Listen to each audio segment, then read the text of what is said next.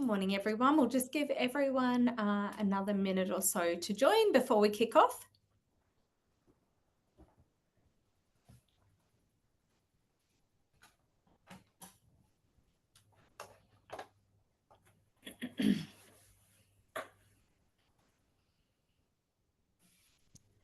Okay, well, we might get a start. Good morning. Welcome to the Five Faces Live webinar, taking the ouch out of outpatient appointments with Q management. Awesome. Before we start, I would just like to begin today by acknowledging the traditional custodians of the country throughout Australia and their connection to land, sea and community. Pay our respects to elders past, present, and extend that respect to all Aboriginal and Torres Strait Islander peoples today. Thanks, Simon. So good morning, everyone. My name is Rachel Wolfe. I'm the Chief Customer Officer here at Five Faces.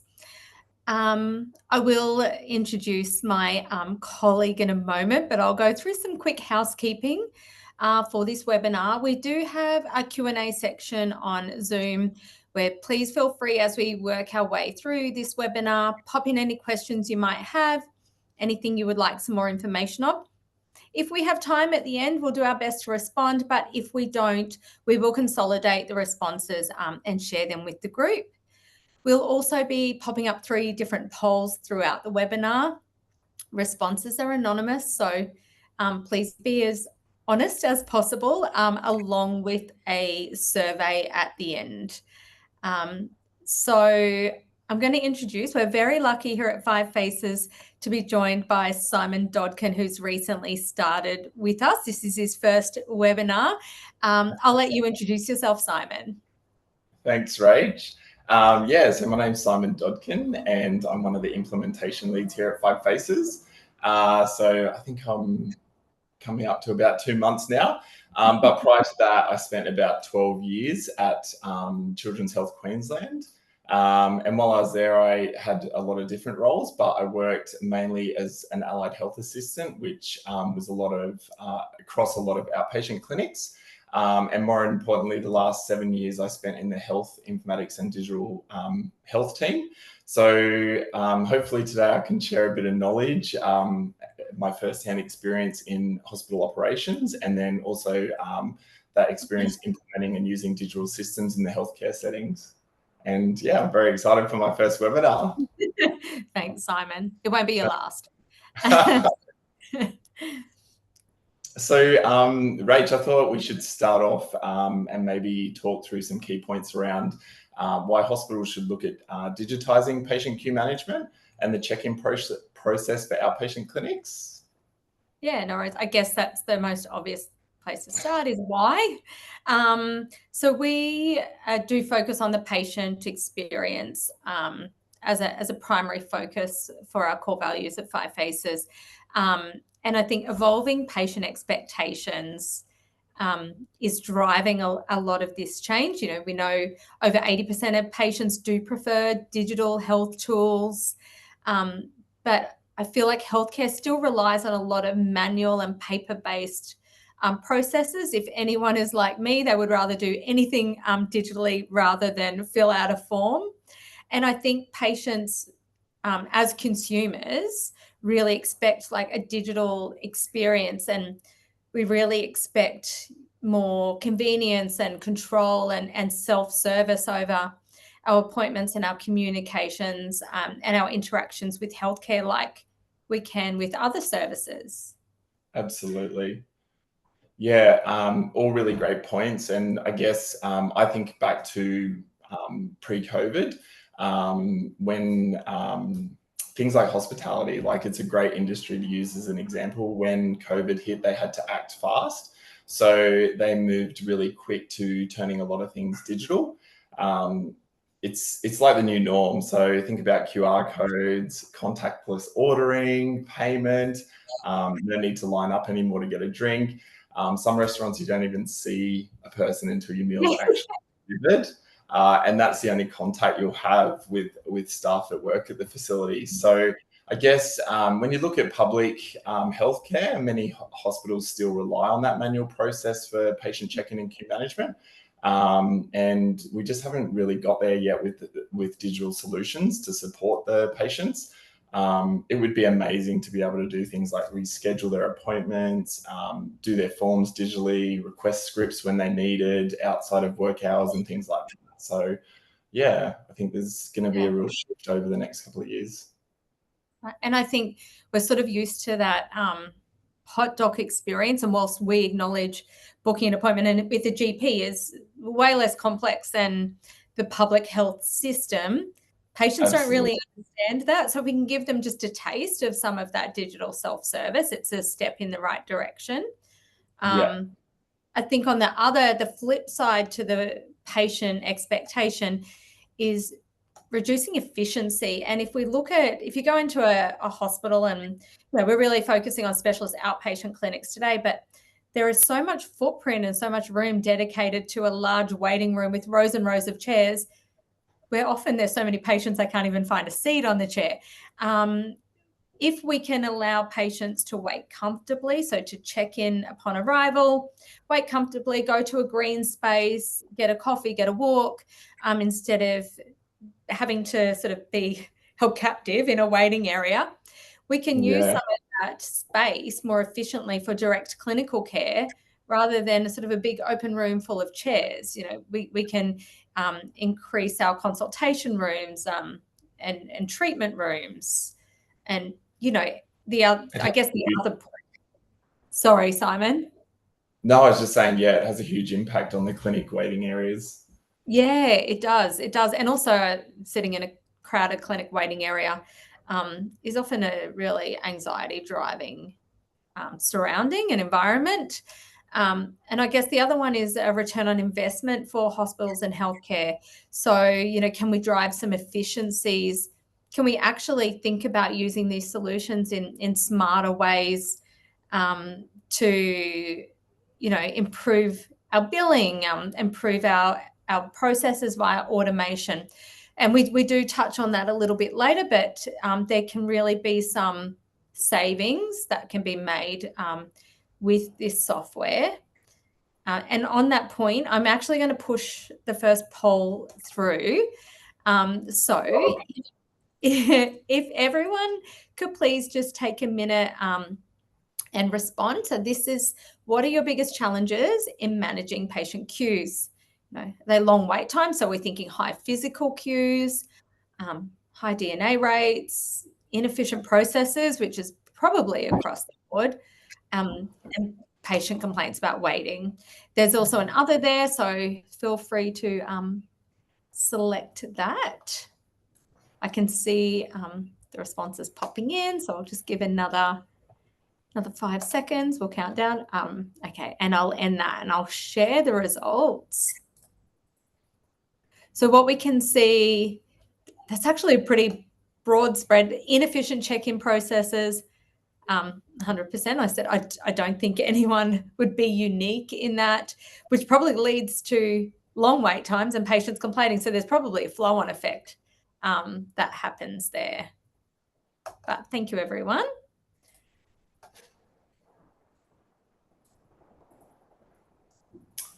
Great. So I guess the thing to talk about now is when we talk about queue management, people think we're just referring to the day of appointment. So coming in, lining up at the front desk to check in, getting the admin staff to check all your personal details. I'm sure everyone's familiar with the clipboard and a heap of paperwork and a pencil or a pen to go sit down and fill out. But when we're talking about a smart queue management solution, we really want to look at the broader patient journey. So that's kind of, we need to start thinking about all the pre-appointment stuff right through to post-appointment. I guess, Rach, do you want to talk a bit about pre-appointment? And then I can jump in on day. No worries.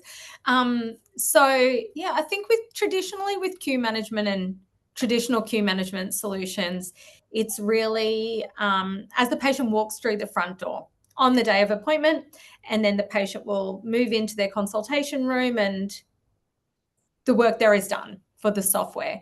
But that is not the entirety of the patient journey, both for the patient and for the healthcare service.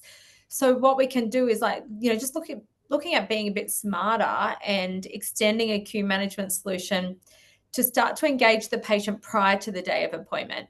So allowing the patients to use a secure platform to confirm that they're able to attend, request to reschedule. So giving that real portal experience to support the patients, reminders and notifications. So even a reminder on the morning of appointment, just in case it has slipped their mind, and things like preparation, what to do to prepare for your appointment, to read some information about how to navigate to the facility, where do I park, the forms to complete. So I think by engaging the patient prior to the appointment, we can make sure that they're better prepared and provide some efficiencies for the clinics as well.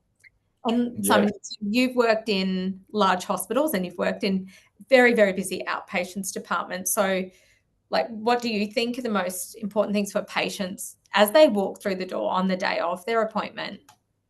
Yeah, I'm going to touch on a few things that you mentioned just because I think they're really important. But we talk about reminders leading up to your appointment. So we've all got a text message a week before or whatever. I have a goldfish memory, so I will sometimes even the day before go, I've got an appointment tomorrow, and then the next day I forget. So a simple reminder or a text message the day of, first thing in the morning at 8 o'clock, just prompts patients. The other good thing about those reminders is, I guess, if they can't make it, it's going to prompt them to call and reschedule that appointment. So rather than just completely miss and the clinic hasn't heard from the patient. I think as well, if we think about those reminders, wayfinding is another really important thing to think about. So I worked in a large hospital, and I don't know if it was just me, but it took me years to get my head around navigating that hospital, and I worked there. So I get lost all the time. And then I just think, God, imagine what it's like for families with really sick kids, the elderly, anyone that's quite an anxious person going into a public space. And then those really unwell patients. So we need to have simple wayfinding tools for the patients to take that stress out of it, and things like having links that they can access on their device to locate them, to direct them to where they need to go for their appointments and things like that. Just makes it so much more simple and takes a lot of that anxiety away from the patient. And then the hospital obviously thinking about clear signage and areas where they're going to have ways for the patient to get to where they need to go. If you're thinking about the check-in process and wait times, I've seen those clinics get packed, and like you said, well, there's a lot of seats and you think this is never going to get full. Next minute it's absolutely jammed. So, yeah. So those long lines at peak times, it just patients being able to check in themselves is going to help reduce that. Also, I think you touched on this as well, like having real-time updates on the wait time. You'll be sitting there thinking, you might have ducked out of work to get to this appointment, and you're wondering how long you're going to have to wait. Imagine if you just, had that information in front of you. Yeah, I've got another 20 minutes to wait, which again has a massive flow-on effect to the staff. Like, they're not going to get constant people coming up going, how much longer do I have to wait? So it has a win-win for both staff and patients in that side of things as well. And then I think digital forms, like, it just makes sense as well. I used to like filling out a form sitting in a waiting area. You feel rushed. You kind of might miss spots. Your handwriting might be messy. Being able to do it in the comfort of your own home before you arrive to the appointment, and then the clinic getting that form before you even hit there, so they can review that information before you arrive for your appointment. So there's a lot of benefits to doing a lot of these things digitally. And then I guess there's all the post-appointment stuff, Rach. Yeah. So post-appointment, we think of follow-up instructions and reminders, but also if you're sitting in a specialist appointment and often, it's anxiety driving, you might have been actually told something quite scary, about a condition, a diagnosis, or a procedure coming up. I don't know about you, but like you start to sort of shut down and you're like, there's too much to take in all at once. So if we can have information shared with the patient digitally, then you can go away and you can actually, start to take it all in and log in and review that later. I think the other really great thing is feedback and surveys, giving patients the opportunity to provide feedback and surveys rather than, I don't know, I guess leaving slips of paper around the hospital or handing them a sheet of paper on the way out. It's a great way for them to provide the feedback, and then for the feedback for us to know it's going to the right place, and whether that's directly to the clinic, patient safety and quality, patient experience, wherever it goes, but we can, route that directly there so the patients are providing feedback that is going to be seen and heard. Yeah, that's another really great point. You just you get feedback for Ubers now, and I don't think I've ever done a feedback form for any of my medical appointments and things like that. So, how do the facilities, know what's working and what isn't working? So I think it's another great thing for hospitals to implement is feedback, getting that direct patient interaction. Sentiment tracking. One of our clients, they just use a thumbs up, thumbs down because it's really quick and easy. Otherwise, I think you find, and us as probably myself too, often you're only driven to give feedback from a negative experience. So let's make it as easy as possible. That positive feedback as well, which is really important to our staff. So Simon, we've got on the screen here our sort of outpatient hub, and this is where we would engage the patient prior to appointment, day of appointment, and post. You've got a really unique perspective, having worked in healthcare and worked on implementing digital solutions, but you were also a patient for a couple of years through services. So I just wonder if you could touch on that and give us some of your perspective. Absolutely.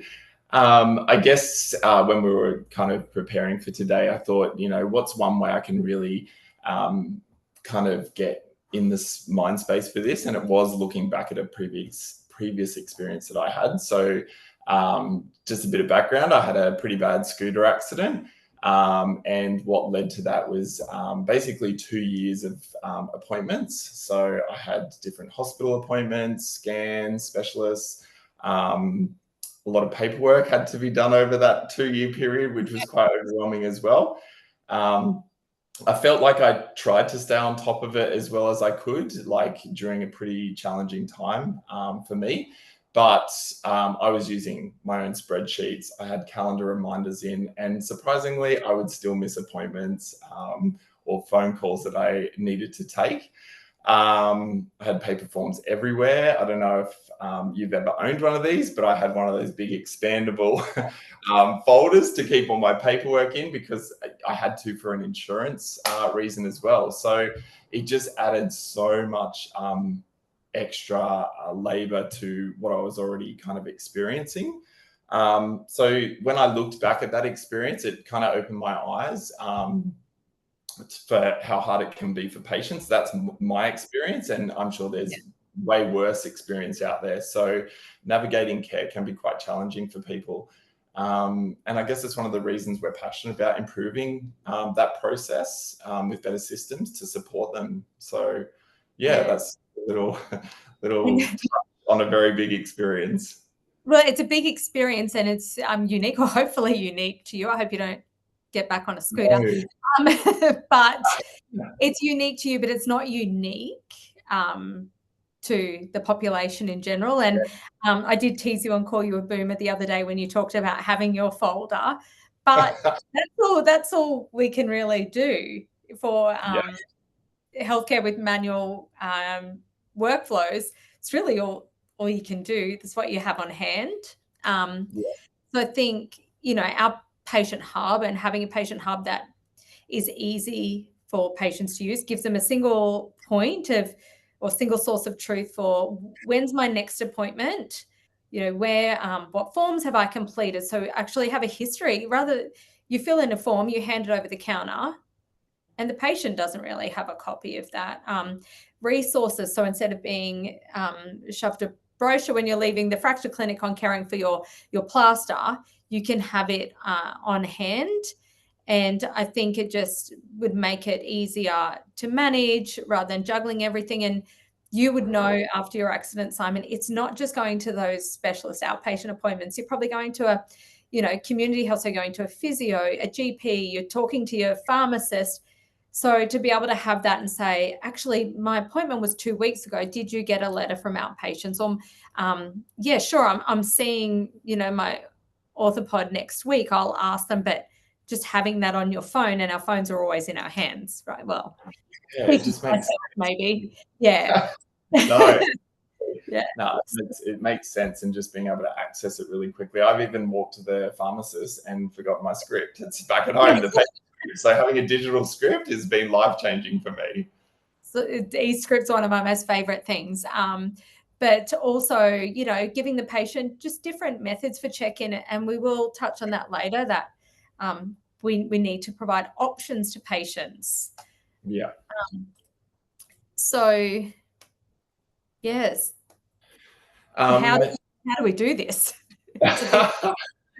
Yeah, this is a big one. So you and I have both worked in big public hospitals, and we've worked in some big digital rollouts. So we have, I guess, experience in that sense as well, and the complexities. I guess, are there any things that come to mind when you look at what does a successful implementation of a new digital system look like in a hospital? Yeah, sure. And they are big implementations, and they are a big investment. And I think we have shared trauma from implementing some systems. So we get it. Yeah. But it's really important. It's really important to understand what's the problem you're trying to solve. And picking a key pain point. You can't solve everything all at once, and no one solution will solve everything.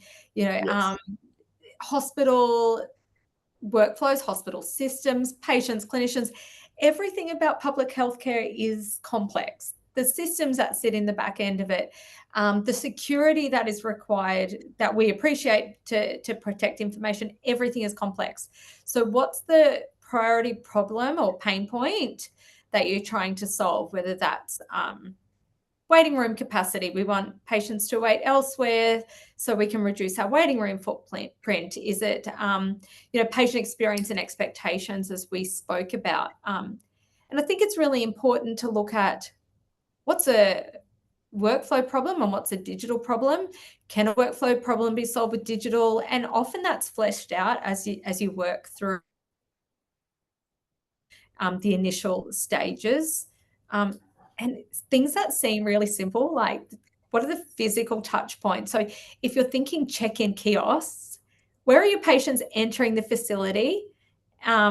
Is the kiosk going to be front and center for them? If you really want to encourage patients to use a check-in kiosk, let's not hide them and make an admission to find them. Let's make it easy to use. Let's make the buttons nice and big. Let's make it multilingual, and let's make it in the place where they're entering. Exactly. And, as I mentioned, the systems that sit in the back end of healthcare are really complex.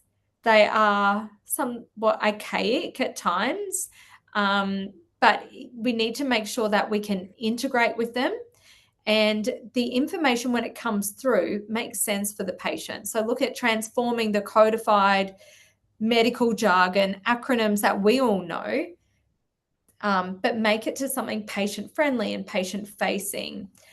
So we're actually not confusing them more. And, every hospital and healthcare service will have a different mix of these systems. There's no one size fits all.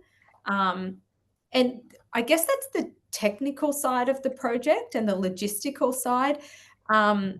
Simon, I think the other thing is there's people sides of these projects. They're not just technical solutions that we can turn on. There's people and process changes. I know you have had a lot of experience in. Well, working in the training space did give a lot of insight to this as well. Sorry for all the examples, but I guess having a clear change management process in place is really important, and a good training program. So I think some of the key things to remember is start the engagement early with staff and stakeholders, get their feedback and thoughts on the new system. I guess identify who's using it and what capacity they're going to be using it, and the roles. There's obviously different levels when you have access to a system. So who needs a really kind of high level access to be able to do more in that system and things like that. And regardless who the system is aimed at, getting everyone's kind of experience pulled together. So speaking with clinicians as well as non-clinical staff is really important. And training, I think it needs to be really simple. You need to be able to support the staff and just make them feel confident before going live with the new system. It's all part of a successful rollout of a new system in a hospital setting. Yeah, I think that champion's point is the key point. Yeah. We can walk in and we're like, guys, this is great. Like, it's a great system, really easy to use, going to solve all your problems. And the project team might do the same. But by having their colleagues actually champion the system and support the use of the system, can make or break an implementation, from what I've seen. Absolutely. Yeah. And that's the sort of staff-facing side. But, let's consider the patients as well. And we need to consider the entire patient cohort, and patients. I think they said everything is complex. Patients are complex, and the patient cohort is complex. And I actually really like this quote on the screen, and this was said by one of our key stakeholders in New Zealand. And it took me a while, but it was like, built for the 20%, so it works for the 100%. So consider the 20% of the population who is most complex and most vulnerable, and is probably going to have the most challenges with the digital solution.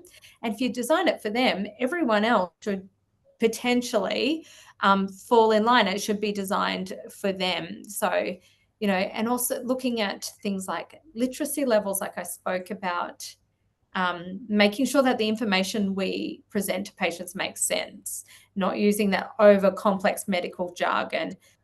So that literacy, it's reading literacy, it's health literacy, it's digital literacy, that patients will have a mix of each as their own unique individuals.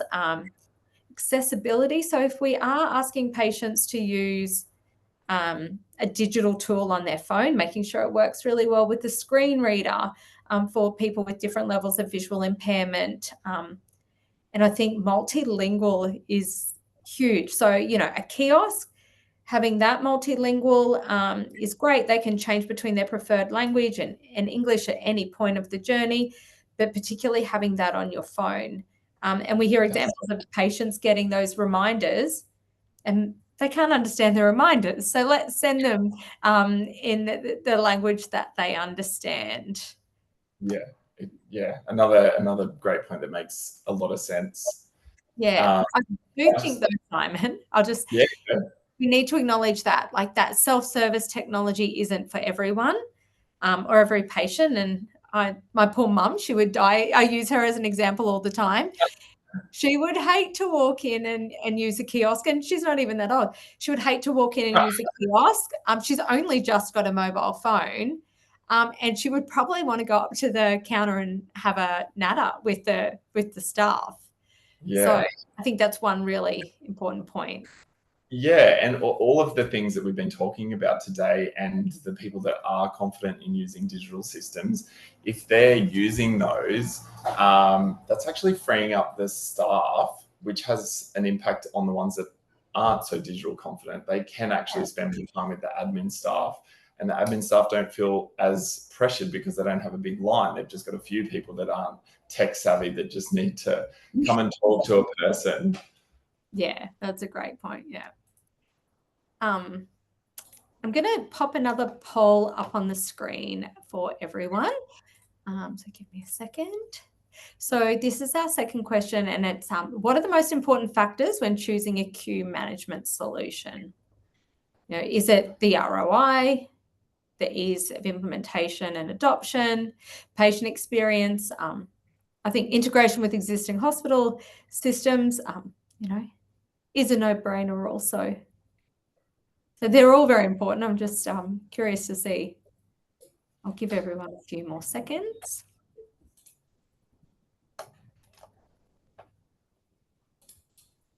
Okay, I'll end that there and share the results. Okay, so integration with existing hospital systems, and it is complex. And where do we pull the patient demographics from, and where do we pull the appointment from, and making sure we are receiving the right information from the right source of truth, 100%. And it makes me happy that patient experience and satisfaction is second. So yeah, thank you, everyone.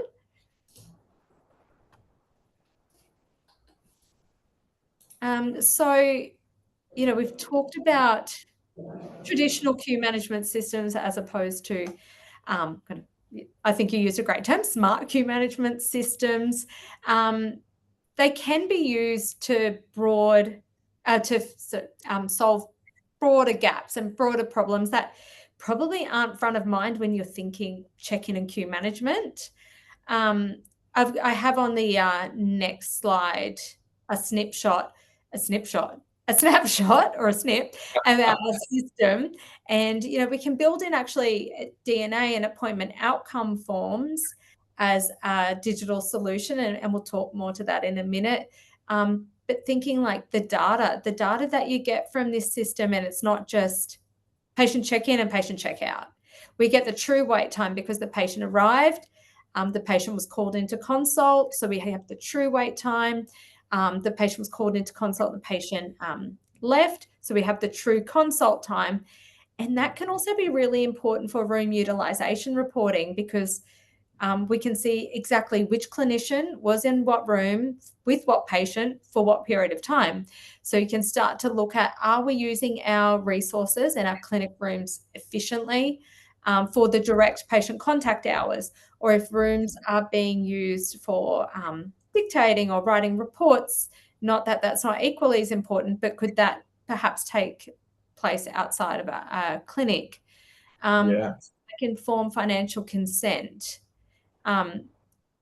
There are so many challenges, and Simon, do you remember? You probably remember. Yeah. Give us some examples of working in outpatient clinic. I love an example. No, but just, all of the things you said, but things like not being digital, like there's obviously a lot of paperwork.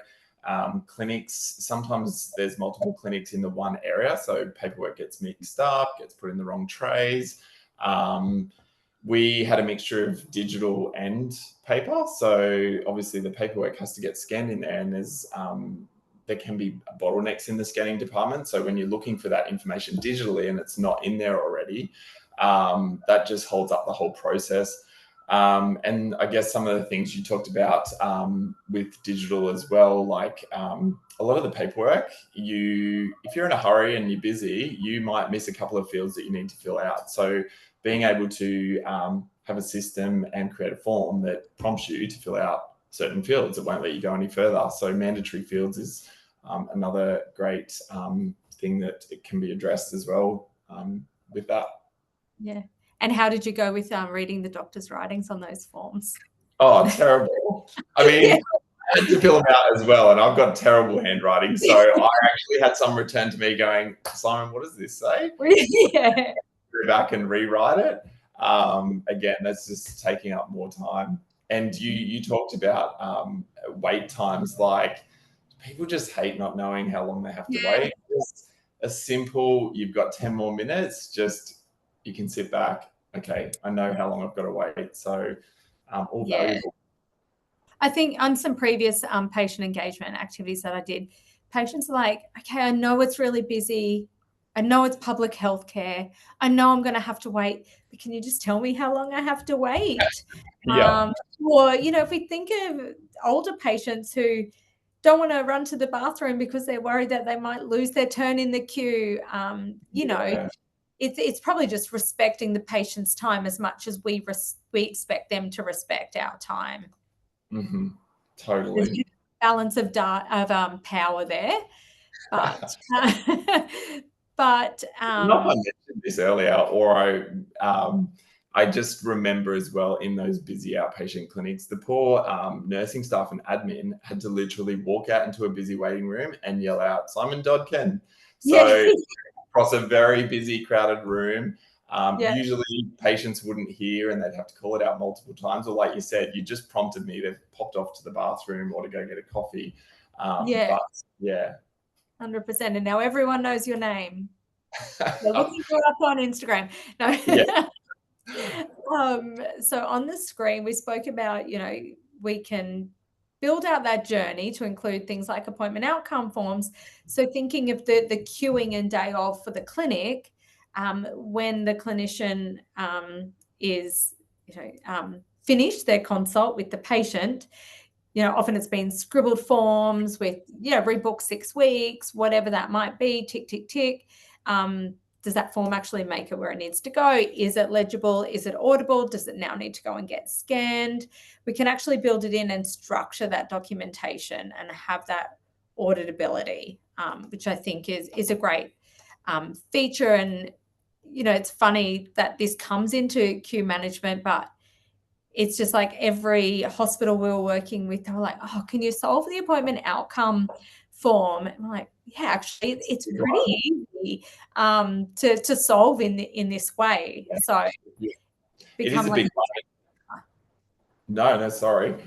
Yeah, it's actually just prompted me as well. Like we think of queues at the start of the appointment, but it also in some of those busy clinics, the clinicians would actually give the form to the patient because they're just seeing back to that patient. So take this out, give it to reception when you leave. So they'd have to line up again if people were still checking in to return the form for the clinician. And in some cases, like you said, patients are overwhelmed during that appointment. So they don't hear the instructions about returning the form and just think it's the form for the next appointment and walk out with the form. So the outcome forms just walked out of the hospital with them. So these are the other things. Like there's so much that comes into this, but these are the other things that I think of as well when you were talking about having digital outcome forms. Yeah. And likewise for the appointment outcome, we can build in a DNA outcome form. So, in the middle of the clinic, the clinician can see exactly who has failed to attend and be able to complete, the DNA outcome of do I escalate? Do I need to contact patient safety? Are we discharging? How are we doing that? And before we get into this, I will share our final poll. And it would be, what would have the biggest impact on reducing DNA rates in your organisation? Look, every organisation has and will have a DNA rate, but I'll give everyone a couple of moments there. This will be an interesting one. It will, yeah.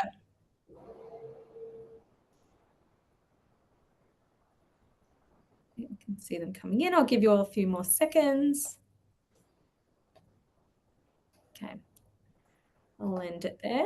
Speak now or forever hold your peace. Yeah. There you go. This is interesting too. Easier rescheduling options for patients, which will also lead to shorter phone wait times, right? And appointment reminders, definitely. And part of that is setting the appointment reminders at a clinic or patient sort of cohort level. So if you do have high DNA rates in one particular clinic, let's actually sequence their reminders to send out more frequently or, in the days leading up to the appointment. And let's make sure that the content of that message is clear and directed at them for that particular service. Mm-hmm. Yeah, and just having those messages as well, like a lot of public hospitals, have private numbers.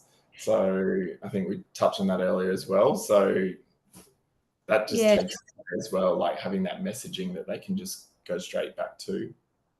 Yeah, so if they're not answering the phone when you're trying to call them to get another appointment, we can send them a secure message.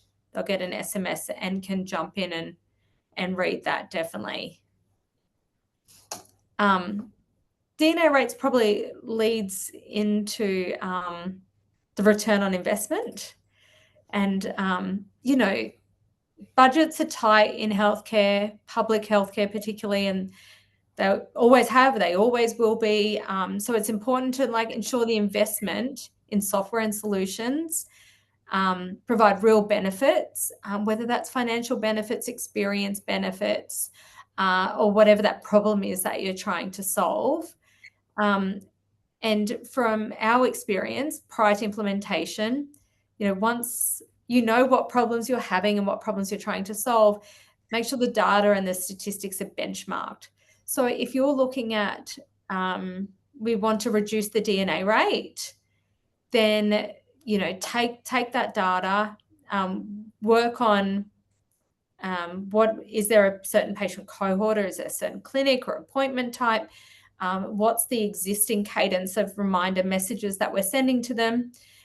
And we'll try something different and see if that has an impact.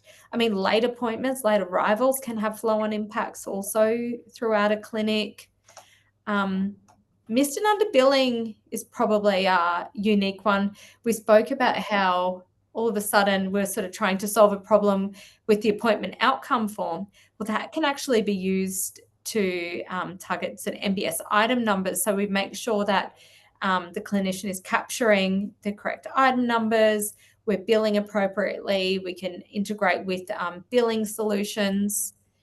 And I think the other one is like using your data for capacity and efficiency. So your room utilization, we can get that because the clinician logs into the room to call the patient, and the patient is, as I mentioned earlier, attributed to that room for that period of time.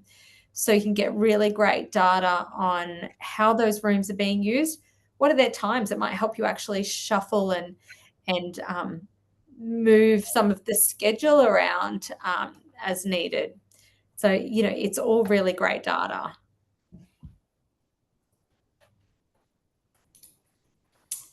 Well, that concludes the webinar. Thanks everyone for joining. I guess before we wrap up, if anyone online has any questions, Rach and I are here if there's anything you want to ask this morning. I can't see any questions in the Q&A little section there, but what I will do is we'll pop our contact details up on the screenshot, do whatever you need. But, you know, we will also reach out with a recording of today's webinar. You have our details, please feel free to reach out to us. But I actually want to thank Simon. First webinar, as I said, it won't be his last. And there is one question.